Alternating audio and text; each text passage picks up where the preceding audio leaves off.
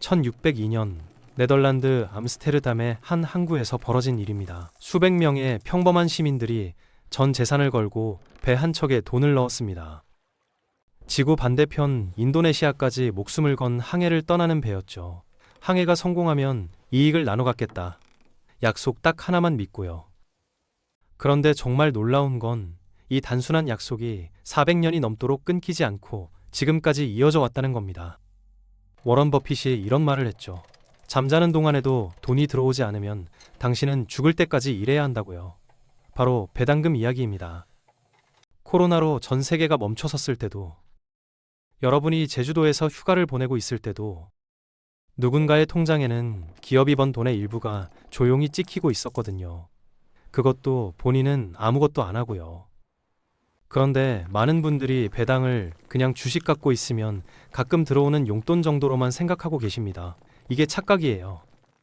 배당은 단순한 보너스가 아니라 수백 년 동안 부자들이 남몰래 자산을 불려온 가장 조용하고 강력한 시스템이었습니다.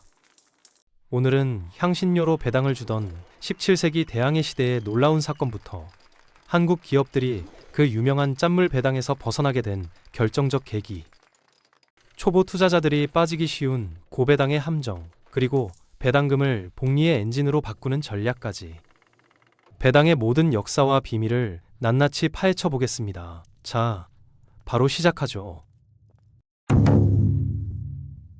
자, 배당금이 뭔지부터 짚고 가겠습니다. 쉽게 말해 회사가 장사를 해서 남긴 순이익, 그중 일부를 주식을 갖고 있는 주주들한테 현금으로 쪼개서 나눠주는 겁니다. 그런데 여기서 회사 입장에서는 고민이 생기죠. 번 돈을 주주한테 돌려줄 것이냐, 아니면 새 공장을 짓고 기술 개발에 쏟아부을 것이냐. 이 선택이 그 회사의 미래를 결정합니다. 이걸 판단하는 지표가 하나 있는데요. 배당 성향이라고 합니다. 뭐냐면 회사가 번 돈 중에서 몇 퍼센트를 주주한테 돌려줬는지를 보여주는 비율이에요.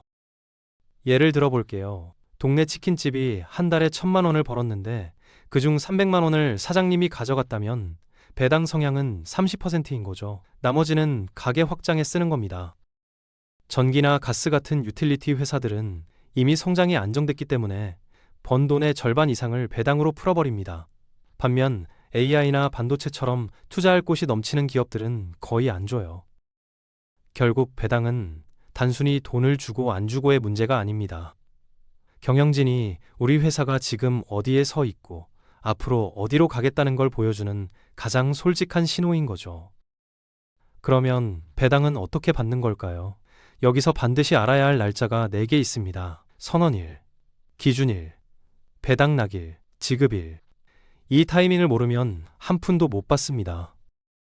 선언일은 회사가 이번에 주당 얼마를 주겠다고 공식 발표하는 날이고요. 기준일은 주주 명부를 딱 확정하는 날입니다. 이날까지 명부에 이름이 올라가 있어야 배당 자격이 생겨요. 문제는 배당 낙일입니다. 초보들이 가장 많이 당하는 날이에요. 이날부터는 주식을 새로 사도 명부에 이름이 안 올라갑니다. 배당 받으려고 급하게 샀는데 하루 차이로 놓치는 거죠. 마지막 지급일에 드디어 계좌에 현금이 꽂힙니다. 배당 형태도 현금을 직접 주는 현금 배당이 일반적이지만 돈 대신 주식을 추가로 주는 주식 배당도 있어서 보유 수량이 늘기도 하죠. 한 가지 더요. 배당 수익률을 볼 때 지금 주가 기준만 보면 안 됩니다. 내가 처음 산 가격 대비 얼마를 받느냐, 이 원금 기준 수익률까지 따져야 진짜 성과가 보이는 겁니다. 자, 이제 배당의 역사를 거슬러 올라가 봅니다. 1602년 네덜란드에 역사상 최초의 주식회사가 탄생합니다. 이름은 동인도 회사, 약자로 VOC라고 불렸죠. 이 회사는 동남아시아까지 배를 보내 향신료를 가져오는 무역회사였는데요. 문제는 배 한 척 띄우는데 돈이 어마어마하게 들었다는 겁니다. 그래서 대중한테 돈을 모았어요. 대신 이익을 나눠주겠다고 약속하면서요. 그런데 놀라운 건 초기 배당이 현금이 아니었다는 겁니다. 1610년 기록을 보면 당시 금만큼이나 귀했던 후추, 정향 같은 향신료를 현물로 주주들한테 나눠줬어요. 지금으로 치면 삼성전자가 배당금 대신 반도체 칩을 택배로 보내주는 셈이죠. 이 회사가 약 200년 동안 기록한 평균 배당 수익률이 18%입니다. 요즘 고배당주라고 해봐야 5, 6% 수준인데 그 3배가 넘는 수익률이었던 거예요. 만약 당시에 1만 유로를 넣어뒀다면 매해 1,800유로가 들어온 겁니다. 유럽 전역의 투자자들이 이 주식에 미칠 수밖에 없었죠. 이처럼 배당이라는 시스템은 처음부터 사람들의 돈을 끌어모으기 위한 가장 강력한 미끼였고, 그게 400년이 지난 지금까지 작동하고 있는 겁니다. 동인도 회사 이후로 배당은 유럽과 미국 전역으로 퍼져나갑니다. 17세기부터 19세기 말까지 배당은 주식 투자의 거의 유일한 이유였어요. 주가가 오를 거란 기대? 그런 건 없었습니다. 북미 최초의 배당 기업은 1684년에 설립된 허드슨 베이 컴퍼니였는데요. 이 회사를 시작으로 초기 은행들과 철도 회사들이 4%에서 9%까지 배당을 꾸준히 지급했습니다. 당시 투자 매뉴얼에는 이런 말이 적혀 있었어요. 주식 배당 수익률이 채권 이자율보다 최소 1에서 2%는 높아야 위험을 감수할 가치가 있다. 쉽게 말해 채권보다 더 줘야 굳이 주식을 사겠다는 뜻이었죠. 지금은 주가 차익을 노리고 주식을 사잖아요. 그런데 과거에는 정반대였습니다. 사람들은 매년 꼬박꼬박 들어오는 현금, 그 배당금 자체가 주식 투자의 목적이었던 거예요. 실제로 1900년부터 2000년까지 100년간 미국 주식 총 수익률의 약 40%가 주가 상승이 아니라 배당에서 나왔다는 연구 결과가 있습니다. 배당은 부수입이 아니라 주식시장의 근본 엔진이었던 겁니다. 그렇다면 한국은 어땠을까요? 솔직히 말해서 한국 기업들은 배당에 굉장히 인색했습니다. 경제개발 시대부터 이익은 무조건 재투자해서 회사를 키워야 한다는 논리가 지배했거든요. 심지어 기업들 사이에서는 배당을 많이 주는 회사를 더 이상 성장할 곳이 없는 약한 회사로 보는 분위기까지 있었어요. 마치 월급쟁이가 저축하면 야망이 없다고 놀리는 것과 비슷한 거였죠. 이 흐름을 뒤집은 게 바로 국민연금입니다. 2010년대 중후반 국민연금이 스튜어드십 코드라는 걸 도입하면서 기업들한테 배당 늘려라, 주주 가치를 높여라 하고 강하게 압박하기 시작한 거예요. 그 결과가 숫자로 나타납니다. 2012년 99억 달러 수준이던 한국 기업들의 배당금 총액이 2021년에는 303억 달러로 뛰었어요. 10년 만에 3배입니다. 같은 기간 독일이나 호주가 1.3배에서 1.5배 오른 걸 감안하면 혁명적인 변화죠. 과거에 짠물 배당으로 악명 높았던 한국 시장이 이제는 글로벌 기준에 맞춰 주주들과 성과를 나누는 단계에 들어선 겁니다. 한국 배당 투자의 황금기가 열리고 있는 셈이에요. 한국 배당의 변화를 이야기하면서 삼성전자를 빼놓을 수가 없죠. 2000년대 초반까지 삼성전자는 배당과는 거리가 먼 회사였습니다. 반도체, 스마트폰 시장을 석권하기 위해 번 돈을 전부 쏟아붓는 전형적인 성장주였거든요. 당시 삼성전자의 태도는 단호했습니다. 지금은 배당 줄 여유가 없다. 경쟁사와의 초격차를 위해 모든 돈을 재투자해야 한다. 주주들한테 돌아가는 건 거의 없었어요. 그런데 2010년 변곡점이 찾아옵니다. 삼성전자가 주당 배당금을 전년 대비 25%나 올려버린 거예요. 이게 시작이었습니다. 이후 분기 배당 시스템까지 도입하면서 잉여 현금의 일정 비율을 주주에게 돌려주겠다고 공식 선언했죠. 최근 10년간 삼성전자가 배당과 자사주 매입으로 주주한테 돌려준 돈만 100조 원이 넘습니다.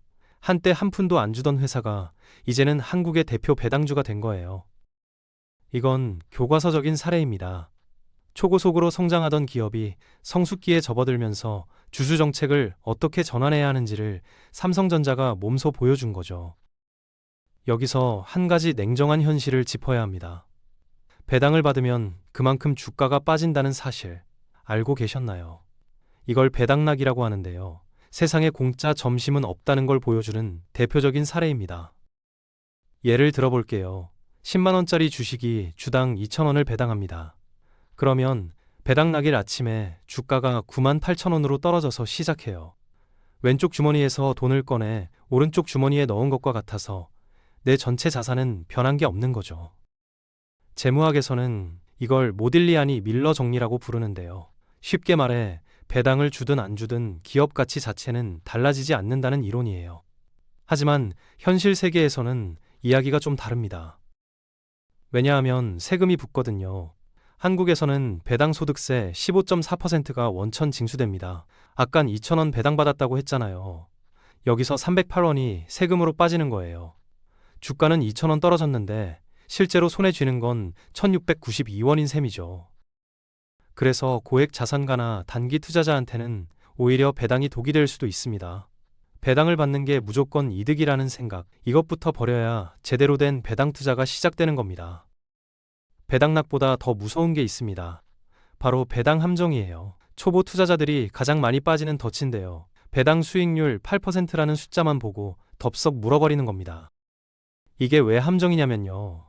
한번 생각해 보세요. 5,000원짜리 주식이 있는데 주당 200원을 배당합니다. 수익률 4%죠. 그런데 이 회사 실적이 망해서 주가가 2,500원으로 반토막이 났어요. 배당금은 그대로 200원인데 수익률은 갑자기 8%로 뛰어버린 겁니다. 겉으로 보면 수익률이 2배로 좋아진 것 같지만 실상은 회사가 무너지고 있다는 위험 신호인 거예요. 높은 수익률에 눈이 멀어서 샀다가 주가가 더 떨어지면 배당금 받은 것보다 훨씬 큰 손실을 보게 됩니다. 더 위험한 신호도 있어요. 배당 성향이 100%를 넘는 기업이 있거든요. 이건 뭐냐면 번 돈보다 더 많은 돈을 배당으로 주고 있다는 뜻이에요. 빚을 내서 배당을 쥐어주는 건데 이런 회사는 언젠가 반드시 배당을 끊게 됩니다. 그래서 현명한 투자자는 현재 수익률만 보지 않습니다. 최소 5년 이상 배당을 꾸준히 늘려온 기업인지 현금 흐름은 건전한지를 반드시 확인하죠. 일시적으로 높은 척하는 기업과 진짜 실력 있는 기업을 구별하는 게 배당 투자의 핵심입니다. 자, 이제 배당 투자의 진짜 비밀을 알려드리겠습니다. 워런 버핏 같은 전설적인 투자자들이 배당주를 그렇게 사랑한 이유가 뭘까요? 단순히 현금이 들어와서가 아닙니다. 배당 재투자가 만들어내는 복리의 마법 때문이에요. 배당 재투자가 뭐냐면요. 받은 배당금을 쓰지 않고 그 돈으로 다시 같은 회사 주식을 사는 겁니다. 그러면 주식 수가 늘어나죠. 주식 수가 늘어나면 다음 해에 받는 배당금도 더 많아집니다. 이게 눈덩이처럼 점점 커지는 거예요. 구체적으로 볼까요? 30살에 1천만 원을 연 배당 수익률 5%짜리 주식에 넣고 매년 받는 배당금을 꾸준히 재투자만 했다고 칩시다. 원금 추가 없이요. 그러면 60세가 됐을 때 이 돈이 4,300만 원이 넘어 있습니다. 아무것도 안 하고요. 특히 주가가 오르지도 내리지도 않는 지루한 횡보장에서 이 전략이 빛을 발합니다.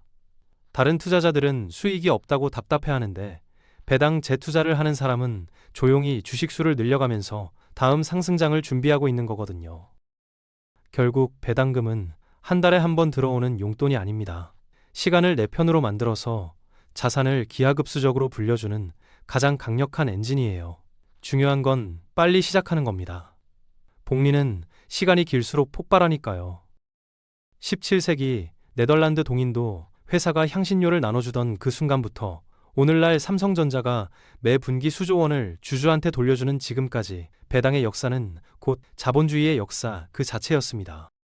한국 기업들도 이제 달라졌습니다. 짠물 배당이라는 오명을 벗고 국민연금의 압박을 계기로 글로벌 수준의 주주 환원 시대에 진입했죠. 이건 우리 같은 개인 투자자에게 분명한 기회입니다.